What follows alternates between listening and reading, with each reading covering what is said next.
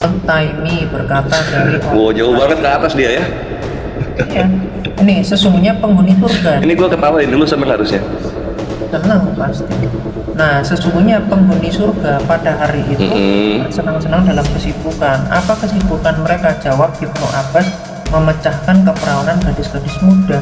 Iya, nah itu keperawanan. Memecahkan keperawanan. Allah mengekalkan surga, Allah mengekalkan neraka. Di sini dia terkekang oleh perbuatannya sendiri, bahwa dia nggak akan bisa membinasakan lagi. Dan Allah bilang illa masya'a rabbuk, kecuali Allah sudah menghendaki hal yang lain. Kalau Allah menghendaki yang lain, ini surga dan neraka ini bisa dimusnahkan. Terus setiap yang baik pasti masuk surga, setiap yang buruk pasti masuk neraka. Nah, Golongan masuk neraka dan hanya satu golongan yang masuk surga. Jadi yang sesat-sesat, artinya apa? Yang sesat-sesat masuk Masuk neraka. neraka. Itu mau lu? Oh ya udah. Cuma tadi kan lu janjinya ada disebutkan kafir di sana. Di mana itu? Dari salah. Sesat itu bukan kafir. Nah, makanya oleh NU itu salaf itu disebutnya ahlul bid'ah gitu.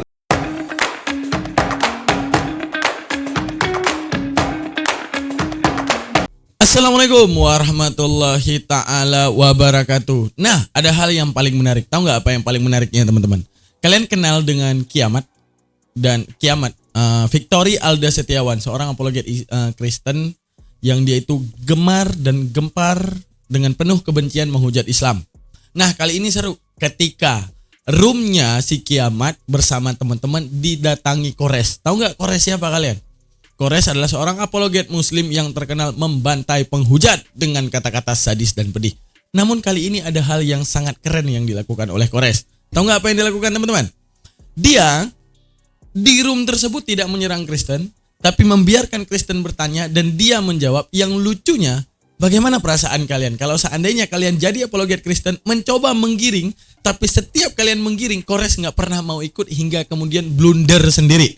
Ini hal yang paling keren dan ini hal yang paling mantap. Tonton sampai habis dan simak kelucuannya. Dan juga jangan skip video ini sampai akhir video, karena di akhir video saya selaku pelajar ilmu tafsir, perbandingan agama, saya paham akan internal Islam yang coba akan membahas bagaimana pertanyaan-pertanyaan ini agar kita kemudian tak salah paham. Di akhir video kita akan jawabkan semuanya dan menjadi mau'idah dan ilmu buat kita semua.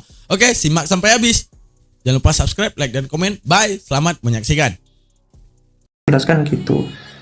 Iya, dalam mazhab Syafi'i yang nanti penjelasan dari Imam Asy'ari gitu. Allah berfirman itu wala sautin bila hurfin, tidak bersuara dan tidak berhuruf. Gitu kalau dalam dalam Asy'ariyah. Terus? Nah, kalau Bro mengatakan alif lam lam ha itu, apakah mau dikatakan itu sebagai nama pada zat? Betul, itu nama pada zat dan jatuhnya nama pada zat ini ALLH ini itu jatuhnya sifat juga. Nah, kalau lu mau lebih jauh ke dalam situ, kami menyembah zatnya, keberadaannya, bukan namanya. Sama nggak di lu? Bentar dulu, ini soalnya jauh nih. Enggak, tinggal ini sama beda. Gua nggak butuh penjelasan. Kalau di lu sama nggak? Beda. Oke, lanjut. Gitu. Jadi kalau zat itu hakikat, bagaimana mungkin menyembah hakikat? Nah itu tadi makanya gua nanya, karena di dalam kekristenan juga kan lu belum fix definisinya. Ini gue jelasin dalam Islam. Udah fix di kekristenan. Kalau misalnya udah fix, lu nggak akan mungkin berantem sama Erben, bre. Nggak mungkin. Kalau itu kan beliaunya yang nggak belajar. Gitu. Ya. Nah, aku berani bilang. Gua nggak akan jauh ke sana. Nah, ini gue jelasin dulu dalam Islam. Bentar, gini. Alasan simpelnya gini. Kalau menyembah hakikat, ini kalau dalam iman Kristen. Menyembah zat keberadaan, bukan hakikatnya. Zat itu berapa zat? Zat itu apa sih artinya? Zat itu kalau lu bisa cek di seluruh kamus, mau yang Arab atau yang orang bule, yang Kristen juga, zat itu being, keberadaan. Kalau kita ngambil ke Arabik ya, jadi bukan hakikat.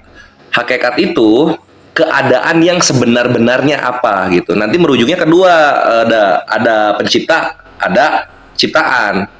Jadi hakikat sebenar-benarnya itu cuma ada dua, ada pencipta, ada ciptaan. Itu dalam Islam.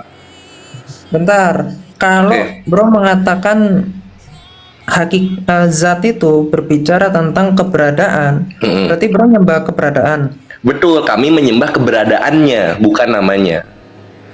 Berarti bukan pada sang pemilik zat itu.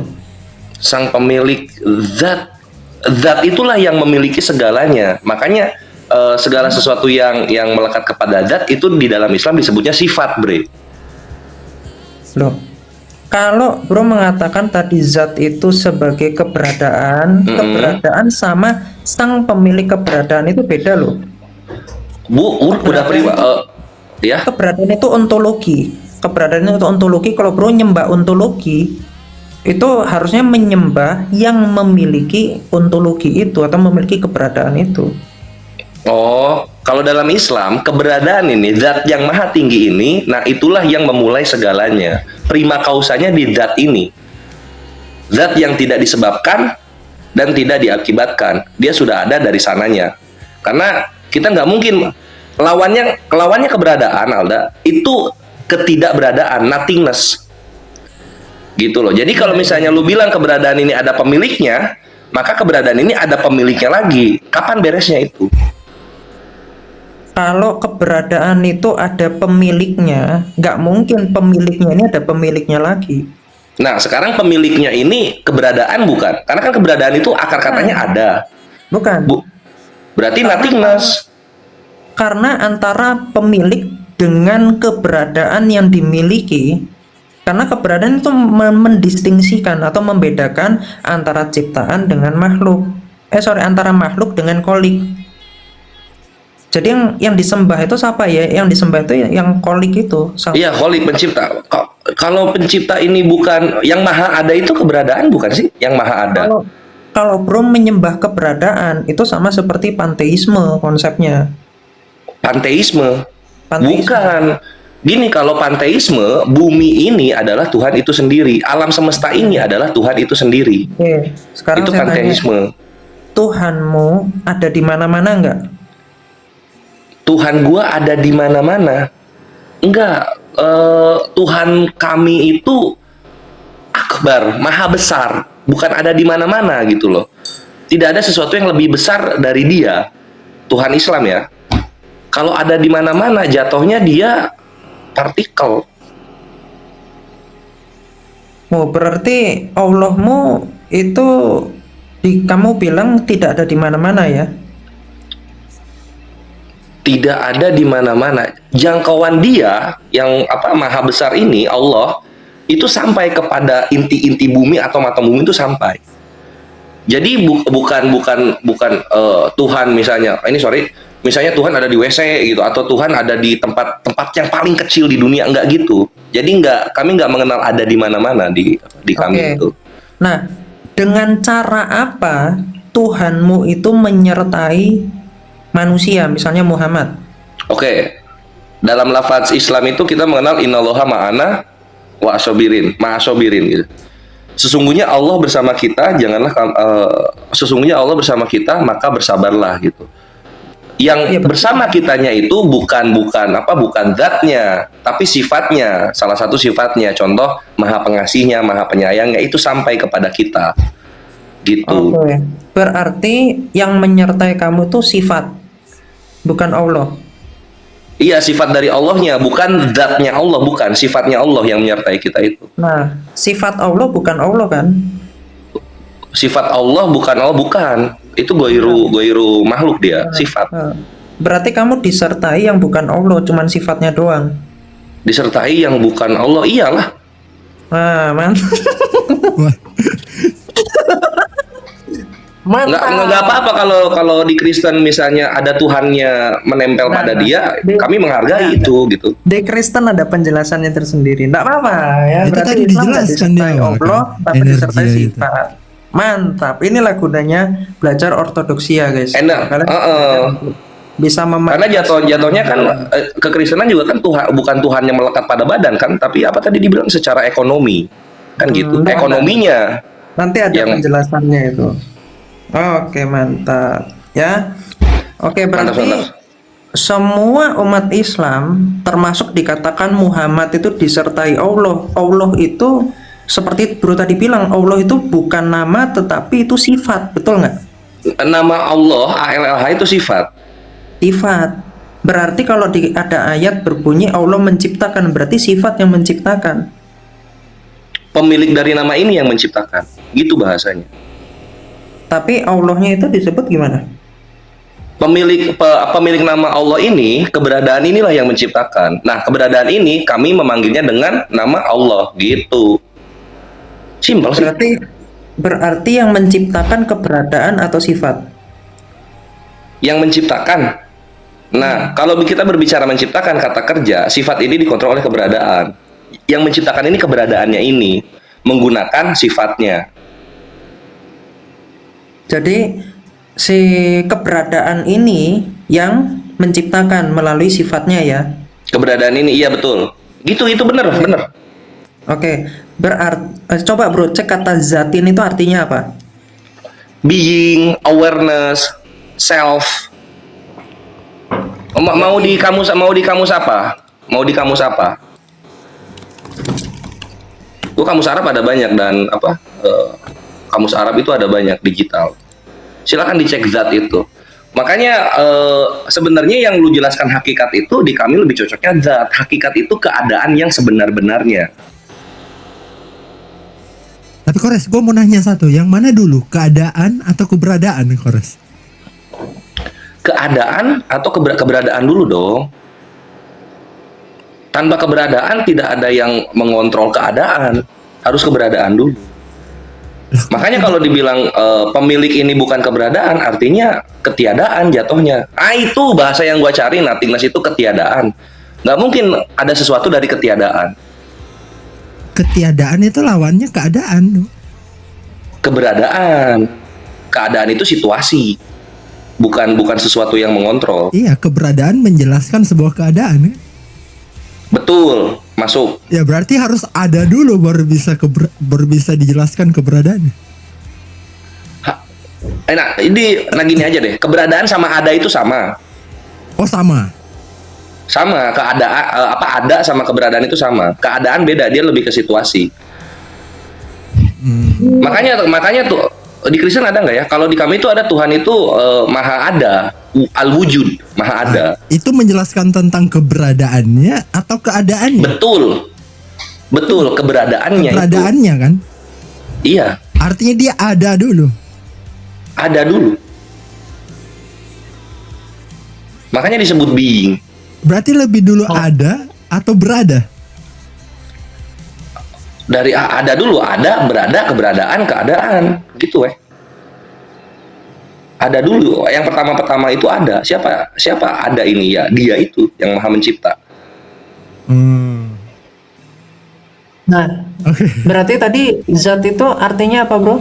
Keberadaan. Bahasa Inggrisnya being. Bahasa Inggrisnya subsistence sih. Subsisten bisa, ada banyak dia. Mau pakai kamus mana? Gue pakai Hans Weher, halaman 363. Oke. Substance itu esensi itu substance juga, Ray. Oke. Jadi itu kalau subsistence yang dimaknai sebagai esensi itu sebenarnya di barat sih.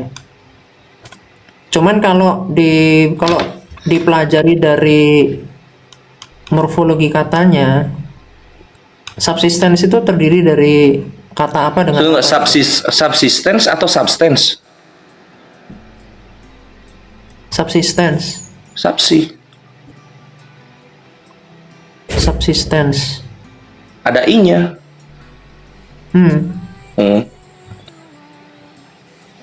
Oke.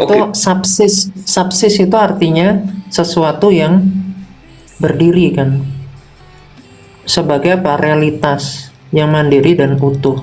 Itu subsistence. Makanya zat itu bahasa Inggrisnya itu dimaknai sebagai subsistence. Iya. Gitu. Nah, lanjut ya. Terus bro kan kemarin kan ngakui diri sebagai berpaham salafi kan. Sebenarnya gue masuk apa aja bre. Masuk apa aja sebenarnya gue. Gue menghargai Muhammadiyah, Nahdlatul Ulama, semua ilmunya gue pakai. Berarti bro sinkretisme dong, campur semua Islamnya. Iya, kalau misalnya lu nanya ke gua, ya gua lebih ke asyidat ala kufar ruhama ubainahum. Nah, kemarin kan lu nggak tahu, sekarang gua kasih tahu. Asyidat ala kufar ruhama ubainahum adalah berkasih sayang sesama muslim dan tegas kepada kafir. Itu artinya. Paham gua itu. Nah, sedangkan realitanya ya, ada buku Islam ya, judulnya Akidah Salaf versus Ilmu Kalam yang ditulis oleh Syekh Abdul Aziz Marzuq ya, At-Tarifi. Itu akidah itu memang berbeda-beda. Iya, akidah tuh kebagi dua, Alda. Ada furu, ada usul gitu. Lu lihat, lu bakal sering lihat kok di YouTube. Nahdlatul Ulama NU dialog sama salaf gitu. Itu furunya itu. Bukan yang usul. Usul itu rukun Islam. Rukun Islamnya ya Tuhan siapa? Allah gitu. Nabi siapa? Muhammad. Oke. Kitab apa? Kalau- Quran. Oke, paham. Kalau ini saya tanya sama Anda ya. Kalau akidahnya berbeda, misalnya dia berpaham Mu'tazilah, boleh nggak dikatakan dia itu Kafir? Enggak. Lebih jatuhnya ke bid'ah. oke. Dikatakan kafir itu kalau sudah mengingkari rukun Islam. Oke, saya tunjukkan bro. Boleh ya bro WK diperbesar ini biar kelihatan. Dari salaf ya? Silakan. Ini ya bukunya ya. Ntar ini kan ya. Ya, halaman 7. Ini bukunya nih. Bukan huruf, bukan suara, bukan bahasa. Ya. Teologi Ahlus Sunnah wal Jamaah. Ini yang gua bilang ini wala sautin bila hurfin. Nah bro, sayangnya nggak baca buku ini lengkap gitu. Ini ada halaman 70 ya. Dikatakan ini terhadap golongan Mu'tazilah dalam kurung Qadariyah yang berkeyakinan seperti ini, kita tidak boleh ragu sedikit pun untuk mengkafirkannya. Mereka bukan orang-orang Islam. Karenanya para ulama kita sepakat mengkafirkan kaum Qadariyah yang berkeyakinan semacam ini. Kaum Qadariyah yang berkeyakinan seperti itu telah menyekutukan Allah dengan makhluk-makhluknya karena mereka menetapkan adanya penciptaan kepada selain Allah. Di samping itu mereka juga menjadikan Allah lemah, aziz, karena dalam keyakinan mereka Allah tidak mencipta segala perbuatan hamba-hambanya, padahal di dalam Al-Quran Allah berfirman di dalam Ar-Rod 16. Jadi perbuatannya manusia jahat baik itu sudah diciptakan oleh Allah. Menurut siapa? Menurut dari pemahaman Asy'ari gitu. Iya, kalau misalnya udah kalau misalnya udah ke menyekutukan Allah, itu kan hanya ke rukun Islam. Rukun Islam yang pertama, beriman kepada Allah. Yang dibahas di sini yang dibahas di sini itu mereka tuh dikafirkan. Bro sepakat nggak? Kan tadi Iya, bilang kalau nggak dikafirkan. kalau misalnya udah dijelasin karena menyekutukan Allah, ya gimana gua nggak sepakat? Udah melanggar rukun Islam lah. Berarti Mu'tazilah, bro tarik ya omongannya. Berarti golongan Mu'tazilah yang dikatakan di situ Qadariyah berarti berpemahaman kafir gitu. Iya, gua ngikutin ulama aja lah. Wah. Simpel-simpel aja udah. Ngapain repot-repot? Terbukti menyekutukan Allah, zahir, ya udah. Berarti nanti kalau misalnya saya buktikan dikatakan oleh orang Salafi semua yang selain dia itu kafir, bro sepakat juga Asy'ari kafir. Tergantung, kalau misalnya rukun Islamnya tersenggol, iyalah. Oke, saya tunjukkan. Ini enggak apa-apa nih. Nanti Perah akan mengakui hal itu. Gampang, Bre. Gua mah ngasih-ngasih aja, lu mau apa, lu bahagianya gimana, gua kasih-kasih aja. Kebahagiaan saya itu sederhana, bro. Ketika membuat bro tertawa itu saya sudah bahagia, bro. Oh gitu? Lu udah. Nah, bahagia tuh saya. Ini ya. Aku tunjukkan ini. Di sini disebut apa, bro? Bab 3. Firqah sesat. Firqah itu golongan Ah, dan menyesatkan. dan menyesatkan, ya. Nih, pemahaman sesat agar umat Islam tidak mengikuti pemahaman ini. Ya. Nah, ini saya tunjukkan bukunya dulu ya. Bukunya Mulia dengan Manhaj Salaf. Pernah baca buku ini? Enggak, gue lebih ke Kristen, bre. Gue tuh pakar Bible sebenarnya. Berarti bro tentang Islam sendiri nggak belajar? Belajar yang sering ditanya aja, misalnya soal nyembah batu, yang kayak gitu-gitu. Gue hajarnya yang gitu-gitu, nyembah batu gue bilang nyembah kelamin, pedofil gue bilang Tuhannya yang pedofil gitu-gitu. Kalau ke dalam-dalam sini mah biarin golongan ahli firqah aja. Gue pakar Bible sebenarnya. Gue ini gini, Alda.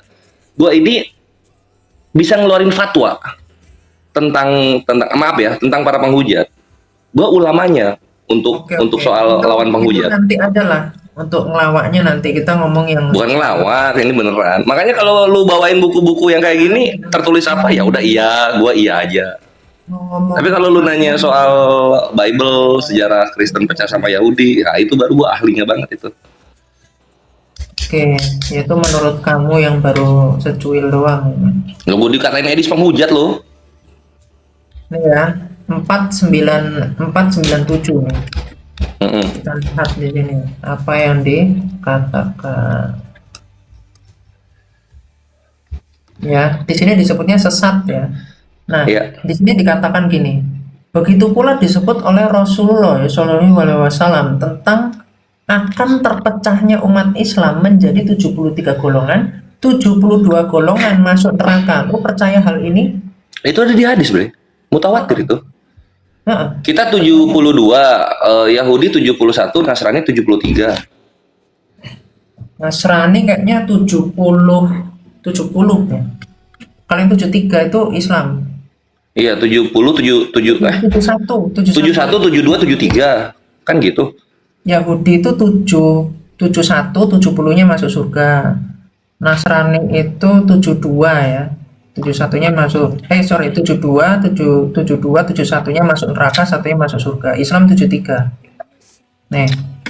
Jadi 72-nya masuk neraka, satu golongan doang yang masuk surga nih di sini. Amin.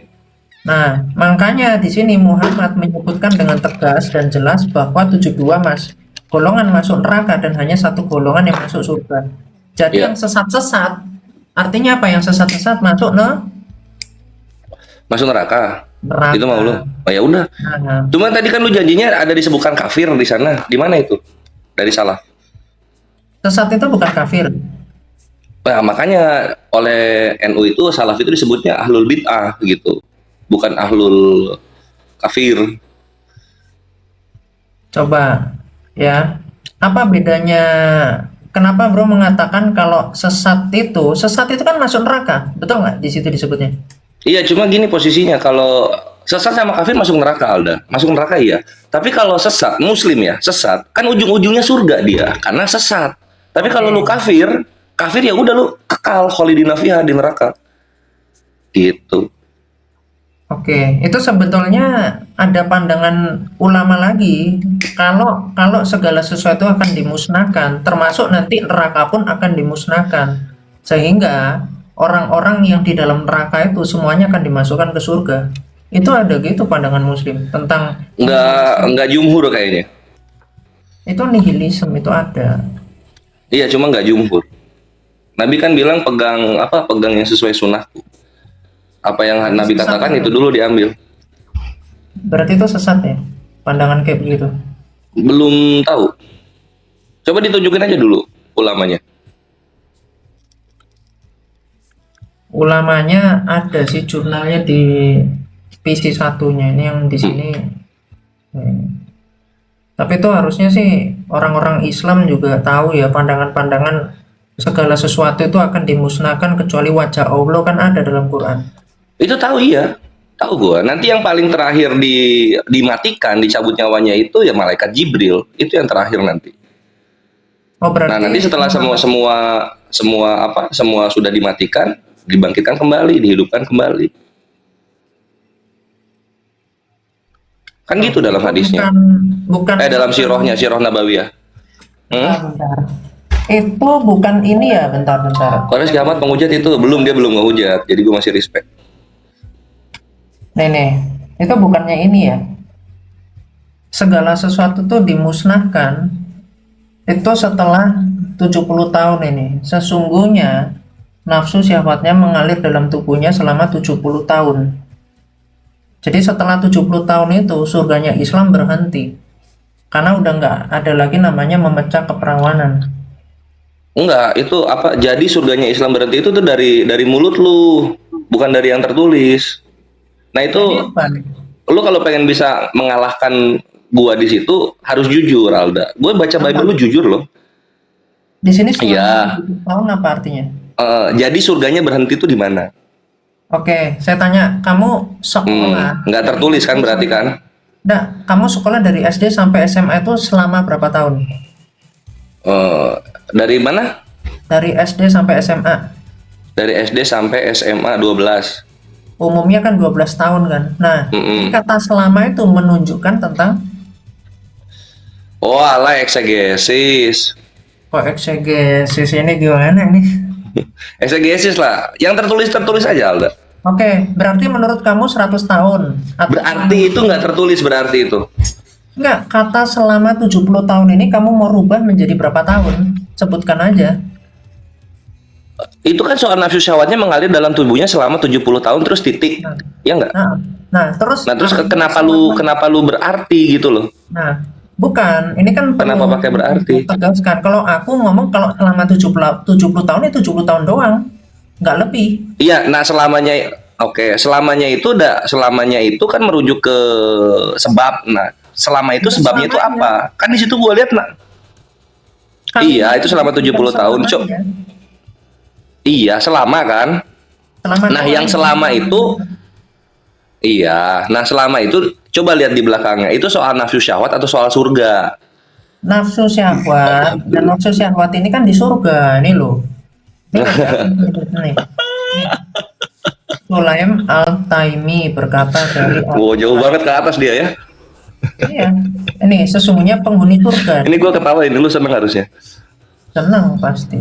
Nah, sesungguhnya penghuni surga pada hari itu bersenang-senang dalam kesibukan. Apa kesibukan mereka? Jawab Ibnu Abbas, memecahkan keperawanan gadis-gadis muda. Iya, nah itu keperawanan.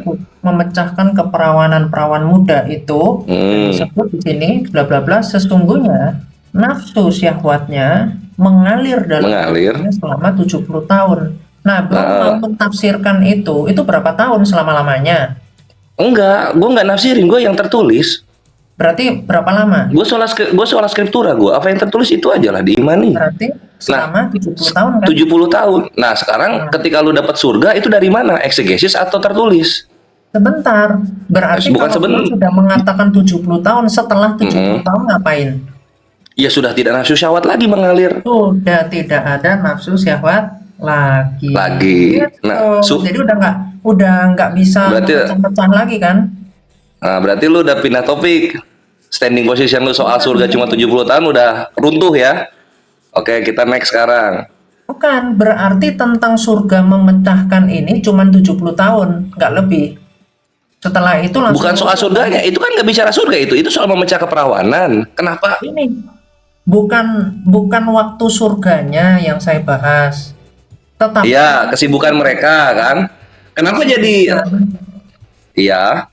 Ya, bukan kesibukan. Maksudnya bukan tentang surga, berapa lama di surganya, tetapi kesibukan pecah-pecah ini itu cuman tegang. Tapi tadi lu bilang surganya Islam berhenti setelah 70 tahun. Lalu di awal ngomong kayak gitu. Gua expose itu, lu pindah statement. Itu definisi. Banyak orang mendefinisikan surga itu sebagai suatu kesenangan. Kesenangannya apa? Kan di sini kan disebut kesenangannya apa nih? Nih.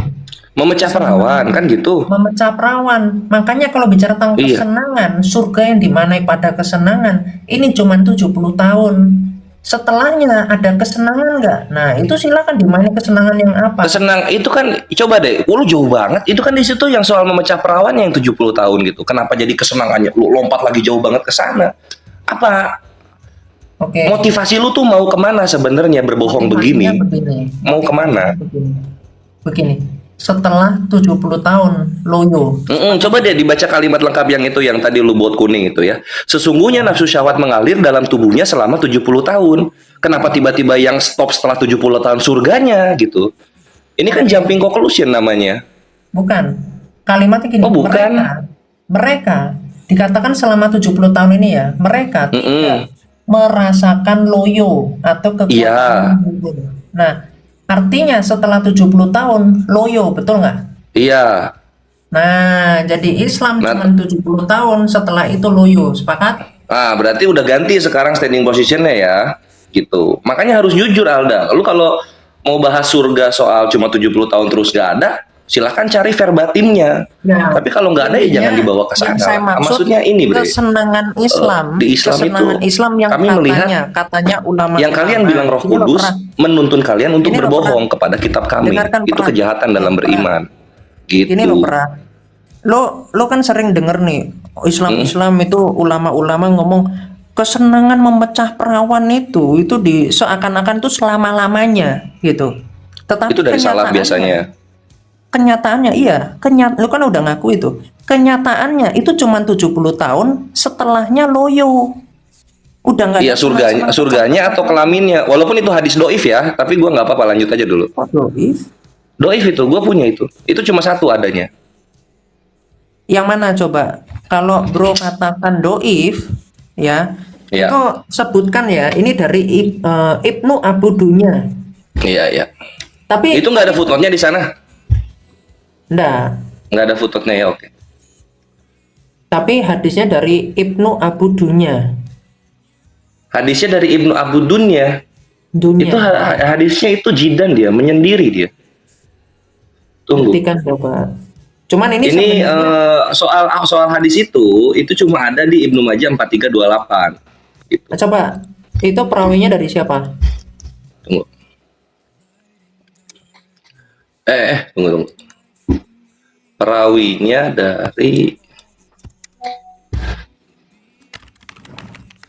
Perawinya dari Hisham bin Khalid Al-Hazraq Abu Marwan Ad-Dimashqi, dari Khalid bin Yazid bin Abu Malik, dari ayahnya dari Khalid bin Ma'dan.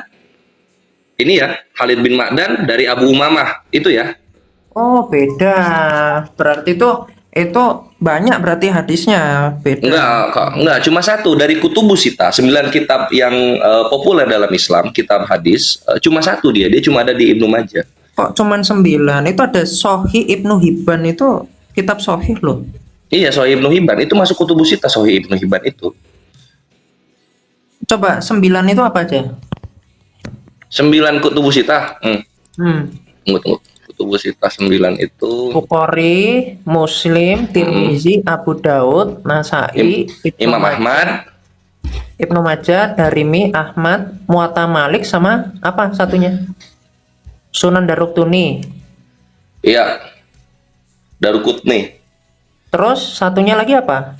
Sahih Ibnu Kuzamah. Sahih Ibnu Kuzamah. Heeh.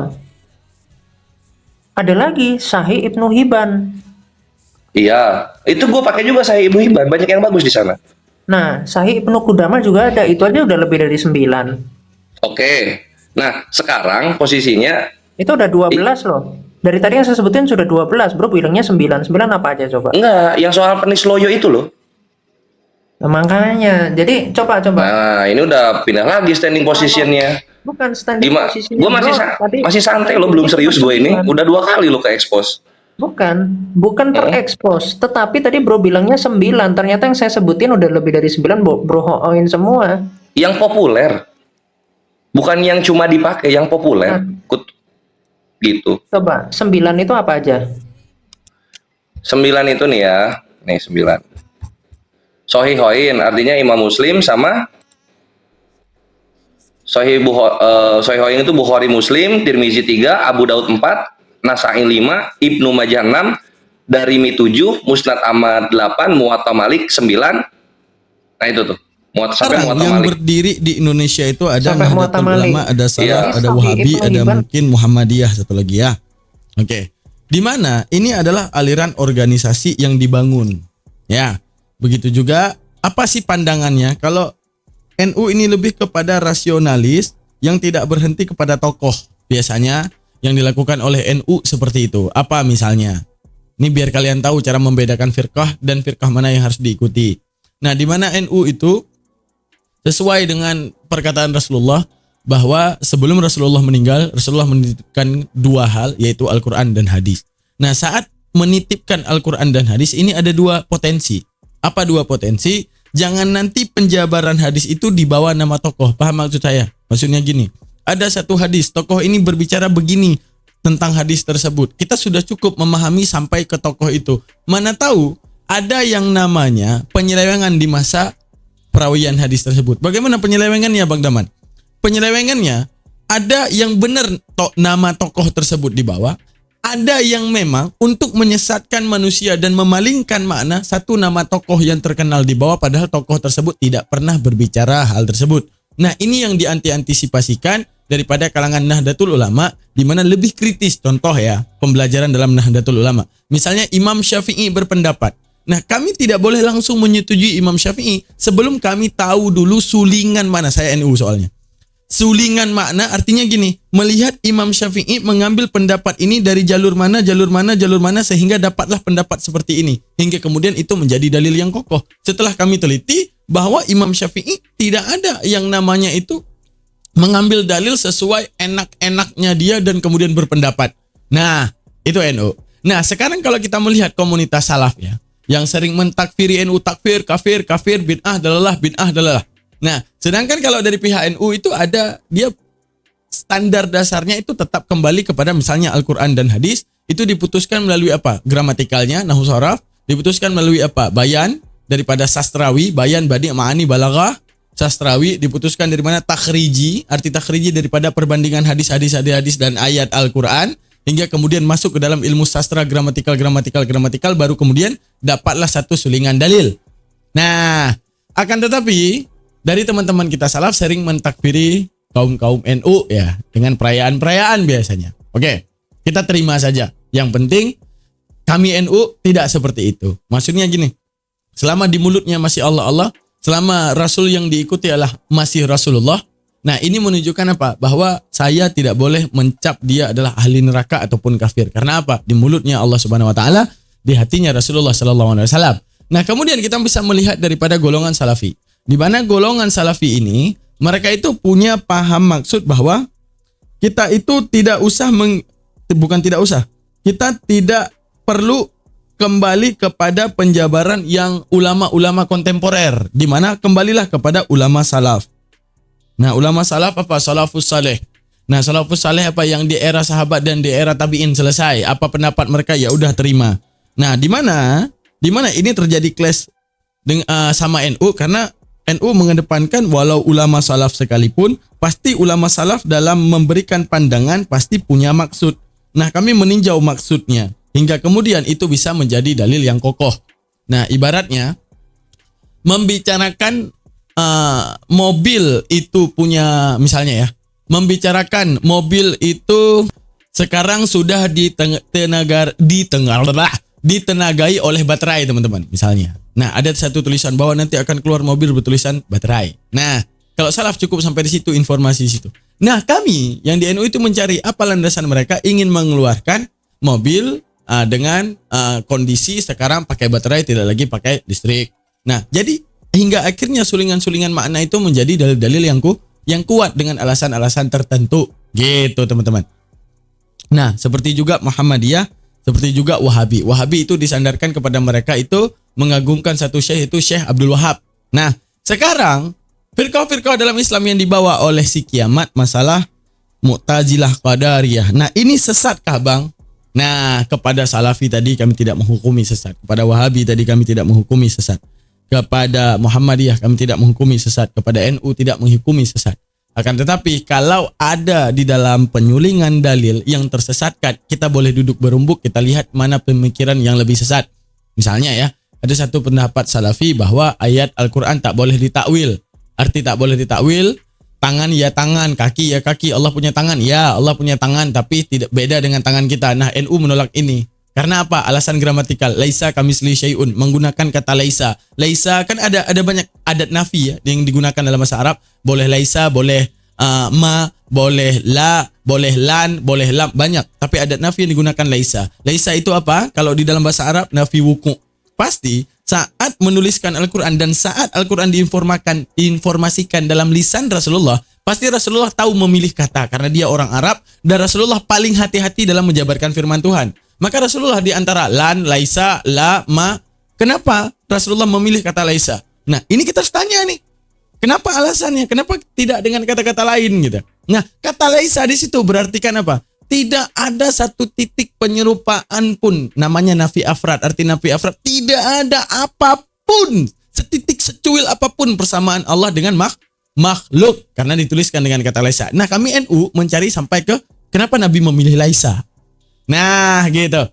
Nah, kan tapi kami tidak terlalu tahu tentang salaf kenapa mereka mengatakan ya udah tangan ya tangan, Allah di atas aras ya di atas aras, Allah punya kaki ya punya kaki gitu. Nah, kalau kami di NU enggak. Kalau kami tidak berani dalam hal tersebut. Nah, makanya di NU itu ada yang namanya dalam hal akidah ada makam tanzih. Wa nazihi Qur'ana kalama bukan itu. Wa kullu nasin awhama tasbiha awilhu afwid warum tanziha wa nazihi Qur'ana kalama. Nah, maksudnya apa? Apabila kamu berpaham Allah serupa dengan makhluk, takwil dia. Arti takwil apa? Di situ disebutkan tangan Allah di atas tangan makhluknya. Yadullah fauqa aydihim. Ya udah takwil kepada pembersihan Allah daripada keserupaan. Apa yang kamu pahami daripada takwilat tersebut? Allah kuasa Allah di atas kuasa-kuasa makhluknya. Nah, ini kalau dalam satu pandangan, wah sesat pandangan ini karena mentakwil Al-Quran. Kalau kita tanya kembali, apakah saya akan dihukumi neraka karena saya bilang Allah Maha Kuasa? Nah, ini hal yang lucu kan? Seperti itu, teman-teman. Nah, kepada Mu'tazilah ini adalah hal-hal yang diperangi dari era semenjak awal para ulama-ulama ahlil kalam. Nah, ulama-ulama ahlil kalam, nah kepada paham Mu'tazilah, kalian tahu paham Mu'tazilah bagaimana? Bahwa Allah wajib menepati janjinya. Artinya ketika Allah menentukan neraka kekal, ya udah dia wajib kekal selamanya. Menentukan surga kekal, ya surga ini kekal selamanya, layaknya kekalnya Allah. Oke. Terus dikatakan Allah wajib menepati janji. Apa? Setiap yang kebaikan wajib surga, setiap yang berbuat buruk wajib neraka. Nah, di dalam Al-Quran ada perkataan seperti ini, illa masya'a rabbuk.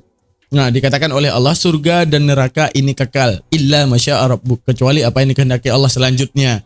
Artinya di sini memberi paham bahwa kamu jangan mengira saat Allah mengekalkan surga, Allah mengekalkan neraka, di sini dia terkekang oleh perbuatannya sendiri, bahwa dia nggak akan bisa membinasakan lagi. Enggak, Allah bilang illa masya'a rabbuk, kecuali Allah sudah menghendaki hal yang lain. Kalau Allah menghendaki yang lain, ini surga dan neraka ini bisa dimusnahkan. Terus setiap yang baik pasti masuk surga, setiap yang buruk pasti masuk neraka. Nah, artinya manusia yang Islam nih. Nah, di mana? Ingat satu hal hadis yang saat Allah berbicara kepada Jibril dan Nabi Muhammad, wahai Muhammad dan Jibril, kubebaskan engkau daripada api neraka. Menunjukkan apa? Pasti surga. Tapi Allah bilang, jangan pernah merasa aman daripada azabku. Untuk menunjukkan apa? Bahwa ini probability, nggak ada yang bisa mengatur aku. Nah, itu dalam pandangan Ahlus Sunnah wal Jamaah. Mu'tazilah tidak, bersikukuh tanpa meninjau dari dalil, dan kemudian mereka berpikir bahwa wajib berbuat baik.